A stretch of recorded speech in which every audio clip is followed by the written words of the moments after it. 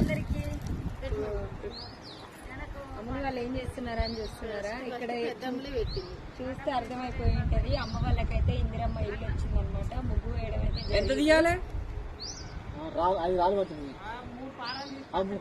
అంతేనా? కారం తీసి పక్కకేయాలా? 3 కారం తీయాలంట.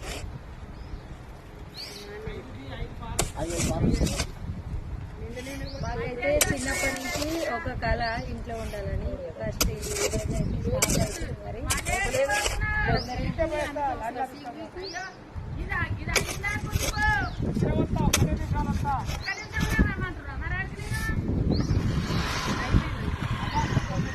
అయిపోయిందా? డబ్బులు పెట్టిరా?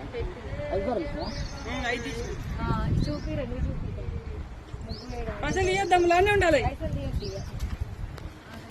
ఇల్లుకైతే కంప్లీట్ చేసేసిన మొత్తం. ముగ్గు అయితే పూసిరు. 2 రూమ్లు అన్నమాట.